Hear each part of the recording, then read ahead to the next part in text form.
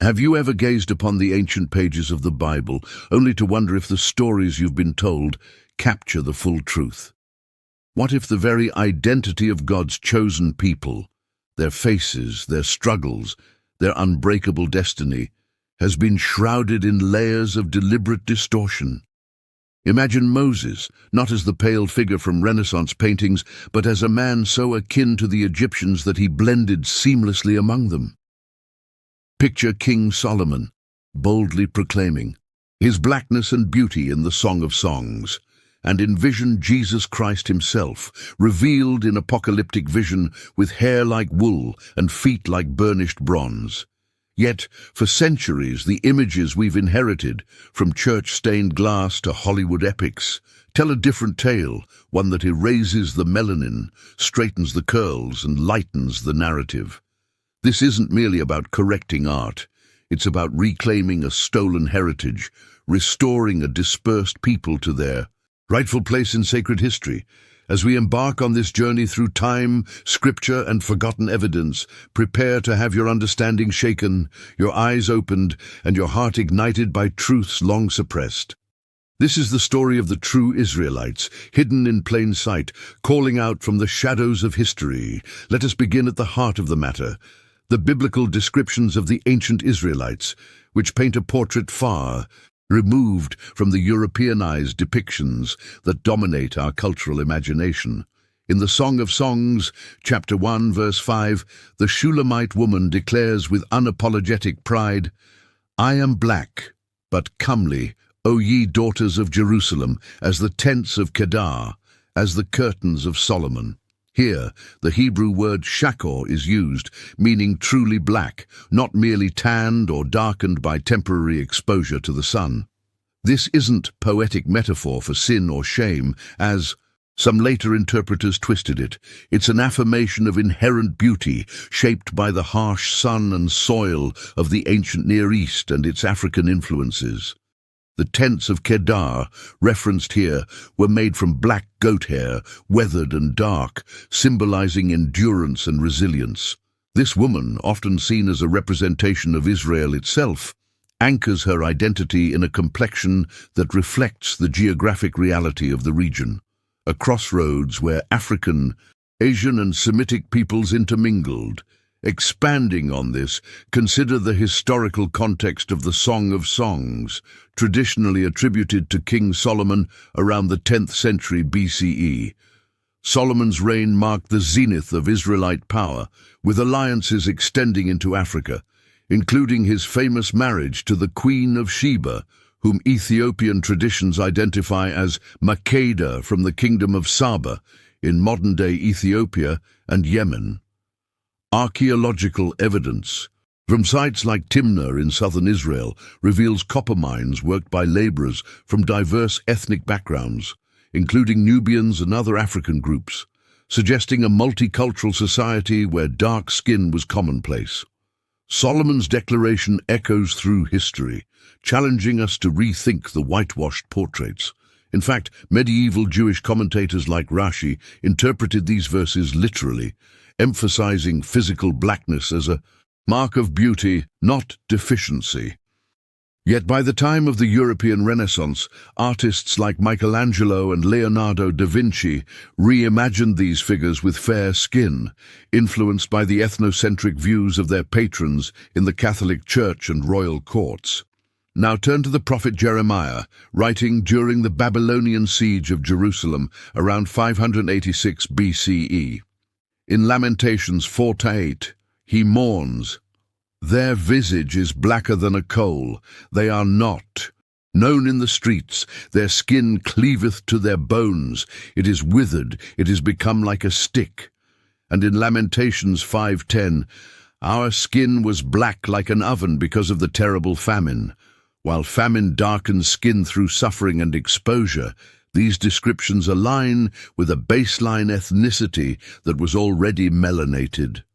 Jeremiah wasn't describing a temporary condition, but amplifying the lived reality of a people whose bodies bore the imprint of their environment. The arid lands bordering Africa. Historians note that ancient Judah was part of a trade network connecting to Egypt and Cush, where populations were predominantly dark-skinned. Egyptian tomb paintings from the 18th dynasty, such as those in the Valley of the Kings, depict Semitic peoples, including Hebrews, with brown to black skin tones, full lips and coiled hair, contrasting sharply with the lighter-skinned Libyans or Asiatics shown in the same artworks. This brings us to Moses, the foundational figure of Israelite identity, whose life story intertwines deeply with African roots. Born around 1391 BCE, according to biblical chronology, Moses was hidden in the Nile reeds as an infant to escape Pharaoh's infanticide decree. Adopted by Pharaoh's daughter, he was raised in the Egyptian court, undetected as a Hebrew. How could this be, unless his physical appearance matched that of the Egyptians? Ancient Egyptian art, from the key pyramids of Giza to the temples of Karnak, consistently portrays Egyptians with reddish-brown to black skin, broad noses, and tightly curled hair, features common in northeast Africa. The Book of Exodus, chapter 2, recounts how, after fleeing Egypt for killing an overseer, Moses arrived in Midian and was mistaken by the daughters of Reuel, also called Jethro, for an Egyptian. "An Egyptian delivered us out of the hand of the shepherds," they told their father. This misidentification speaks volumes. Moses' features aligned with those of the Nile Valley peoples, not the pale wanderers of later European lore. Delving deeper into Moses' exile, Midian was located in the northwestern Arabian Peninsula, bordering the Red Sea and closely linked to African trade routes. Jethro, a priest of Midian, became Moses' father-in-law and spiritual mentor, advising him on governance in Exodus 18. Jethro's people, the Midianites, were descendants of Abraham through Keturah, with ties to Cushite African lineages. This African influence on Moses extended to his marriage to Zipporah, described in Numbers 12 as a Cushite woman, Cush being ancient Nubia, modern Sudan and Ethiopia. When Miriam and Aaron criticized Moses for this union, God struck Miriam with leprosy as punishment, turning her skin white as snow, a stark contrast that underscores the normative darkness of the Israelite complexion. This episode highlights internal tensions over ethnicity, but affirms that intermarriage with Africans was part of Israelite history, not an aberration. As we progress chronologically, let's examine King Solomon, son of David, whose wisdom and wealth drew admirers from afar. In 1 Kings 10, the Queen of Sheba visits Solomon, marveling at his court. Ethiopian oral traditions preserved in the Kebra Nagast, Glory of Kings, compiled around the 14th century CE, but drawing from ancient sources, claim that Sheba was an Ethiopian queen who bore Solomon's son, Menelik I, founder of the Solomonic dynasty that ruled Ethiopia until 1974. This connection isn't mere legend. Genetic studies of Ethiopian Jews, Beta Israel, show Levantine admixture dating back millennia, supporting historical migrations. Solomon's self-description in Song of Songs 156 as black but comely and darkened by the sun reflects a king who labored in vineyards, but also a cultural norm where blackness was celebrated. Economically, Solomon's Israel thrived on trade with Africa, gold from Ophir, possibly Zimbabwe or Somalia, ivory and spices, fostering cultural exchanges that blended African and Semitic elements. Moving to the New Testament era, the description of Jesus in Revelation 1:14-15 is perhaps the most provocative. His head and his hairs were white like wool, as white as snow, and his eyes were as a flame of fire, and his feet like unto fine brass, as if they burned in a furnace. Written by John around 95 CE during his exile on Patmos, this apocalyptic vision uses symbolic language, but the imagery is rooted in physical reality. Wool-like hair evokes the tightly coiled textures common in African and Afroasiatic peoples, while burnished bronze feet suggest a deep, dark hue, achieved through intense heat, mirroring the sun-kissed skin of Middle Eastern and African inhabitants.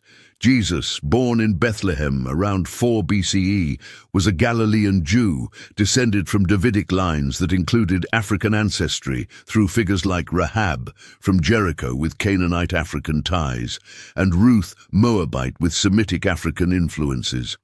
Historians like Josephus, a first-century Jewish writer, describe Jews as swarthy or dark-skinned, akin to Egyptians.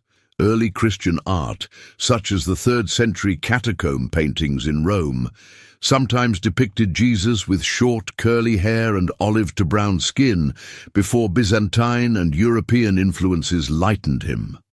The white Jesus emerged prominently during the Renaissance under patrons like the Medici family, who commissioned art to reflect their own image amid rising European colonialism.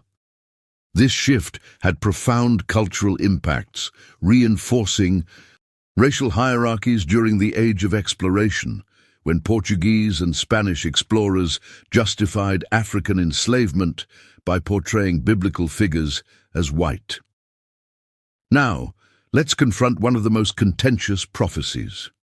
Deuteronomy 28, delivered by Moses around 1406 BCE, outlining blessings for obedience and curses for disobedience. Verses 48 to 68 describe a future captivity. The Lord shall bring thee into Egypt again with ships, by the way whereof I spake unto thee, thou shalt see it no more again. And there ye shall be sold unto your enemies for bondmen and bondwomen, and no man shall buy you. Egypt here symbolizes bondage, not literal geography, as ancient Israel bordered Egypt by land. The mention of ships implies transoceanic transport, a detail absent from prior exiles like the Assyrian, 722 BCE, or Babylonian, 586 BCE, which were overland. This prophecy aligns eerily with the transatlantic slave trade spanning 1526 to 1867 CE, when over 12 million Africans were shipped across the Atlantic to the Americas. Captured primarily from West Africa, regions like Senegal, Nigeria, Ghana, and Benin, enslaved people endured the Middle Passage, where ships like the Clotilda or Zong carried them in horrific conditions, chained below decks, deprived of light and air, with mortality rates up to 20%. Upon arrival in ports like Charleston or Salvador, they were auctioned on blocks, families separated, names erased and cultures suppressed. No redeemer emerged. European powers, Britain, Portugal, Spain, France, profited immensely, with the trade generating wealth that fueled the Industrial Revolution. Economically, the slave trade transformed global markets. Sugar plantations in Brazil and the Caribbean produced 80% of Europe's sugar by 1800, while cotton from American South drove British textile mills. Politically, it entrenched racism, with pseudo-scientific theories like those of Carl Linnaeus in the 18th century, classifying Africans as inferior. Culturally, enslaved Africans preserved fragments of their heritage through spirituals like Go Down Moses, which echoed Exodus narratives, unknowingly singing their own prophesied story. But who were these captives? The text suggests they fulfilled the Israelite dispersion. After the Roman destruction of Jerusalem in 70 CE and the Bar Kokhba revolt in 135 CE, Jews fled southward into Africa along trade routes like the Nile Valley and trans-Saharan paths. Historical accounts from Roman historians like Tacitus describe Jewish refugees in Egypt and North Africa. By the 4th century CE, communities like the Beta Israel in Ethiopia maintained Torah observance, circumcision, and Sabbaths, isolated from rabbinic Judaism. Side tangent. Consider the Lemba people of Zimbabwe and South Africa, who practice endogamy, kosher-like dietary laws, and claim descent from ancient Israelites. Geneticist Tudor Parfit's 1990 studies found the Cohen modal haplotype, a Y chromosome marker linked to Jewish priesthood, in 52% of Lemba Buba clan males, compared to 9% in general Jewish populations. This suggests migration from the Levant via Arabia and East Africa around 1000 BCE, aligning with Solomon's era. Similarly, the Igbo of Nigeria circumcise on the 8th day, observe rest days, and have oral histories of Eastern origins. During the Biafran War, 1967-1970, some Igbo identified as Jews, drawing international attention. The Akan of Ghana and Ashanti maintain purity rites post-childbirth, mirroring Leviticus 12. These parallels aren't coincidences. Linguists classify Hebrew as Afroasiatic, sharing roots with Amharic, Berber, and Hausa. For instance, the Hebrew Shabbat resembles Ethiopian Sanbat, both meaning rest. Technologically, ancient African Israelites contributed to metallurgy and agriculture. In Kush, ancient Nubia, black pharaohs like Taharka, 694 BCE, allied with Judah against Assyria, as noted in 2 Kings 19. Kushite ironworking influenced Israelite tools, while Ethiopian monasteries preserved manuscripts using Ge'ez script, an Abugida system evolving from South Arabian influences around 500 BCE. The Curse of Ham myth, twisted from Genesis 9:20-27, where Noah curses Canaan, not Ham, was weaponized during colonialism. 15th century Portuguese chronicler Gomes Eanes de Zurara invoked it to justify African enslavement, while 19th century American theologians like Josiah Priest, in Bible Defense of Slavery, claimed blackness as a divine mark of inferiority. This pseudo-theology supported the triangle trade, where ships carried goods to Africa, slaves to Americas, and commodities back to Europe. Archaeologically, sites like Elephantine Island in Egypt reveal a 5th century BCE Jewish temple with papyri documenting Yahweh worship among mixed Egyptian Jewish communities. In Dura Europos, Syria, 3rd century CE synagogue frescoes show dark-skinned biblical figures. North African mosaics from Hammam Lif depict menorahs with African motifs, evidencing Judeo-Berber syncretism. In West Africa, 15th century Portuguese explorers like Diogo Cao reported Jewish communities along the Congo River, practicing circumcision and monotheism. The Sefwi of Ghana maintained Sabbaths pre-colonialism.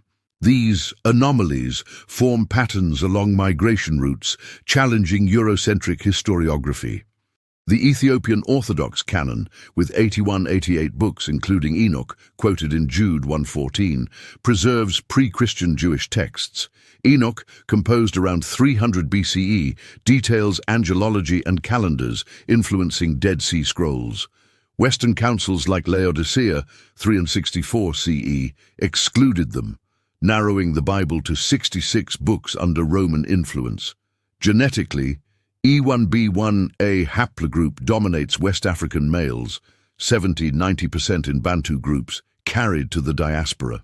Related E1b1b appears in Ethiopian and Jewish populations, suggesting ancient shared ancestry along Nile-Levant corridors.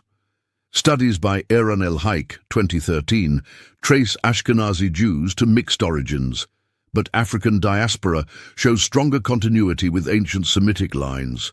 The Slave Bible, 1807, edited by British missionaries, omitted 90% of the Old Testament, removing Exodus to prevent rebellion. Anti-literacy laws in the U.S. South fine teaching slaves to read. Yet figures like Frederick Douglass learned secretly, using the Bible for liberation rhetoric. African civilizations like Mali, 13th–16th CE, under Mansa Musa, boasted Timbuktu's libraries with 700,000 manuscripts. Great Zimbabwe's, 11th–15th CE, stone enclosures housed advanced societies. Aksum, 1st–7th CE, minted coins and erected obelisks, converting to Christianity in 330 CE under King Ezana. Ezekiel 37's dry bones vision, 6th century BCE, symbolizes restoration, paralleled in Romans 11's olive tree grafting. Joel 2 promises spirit outpouring, seen in modern awakenings like Hebrew Israelite movements since the 19th century, from William Saunders Crowdy to contemporary groups. Yahweh's origins traced to pre-Israelite contexts. Ebla tablets 2350 BCE mention Yah, while Sinai inscriptions 1500 BCE reference Yahweh of Teman. Jethro, a Kenite priest, worshipped Yahweh pre-Exodus. Melchizedek, Genesis 14, possibly Cushite, prefigures Christ's priesthood, Hebrews 7. Ethiopia's Beta Israel endured isolation, migrating to Israel in Operations Moses, 1984, and Solomon, 1991. Artifacts like Zimbabwe's Paleo-Hebrew stones and Egyptian synagogues affirm African Yahweh worship. In conclusion, this hidden history isn't division. It's deliverance. As prophecies unfold, a people awakens, reclaiming identity amid global reckonings on race and faith. The lessons? Truth endures, empires fall, and restoration beckons all to humility and justice. Welcome home to the story that was always yours.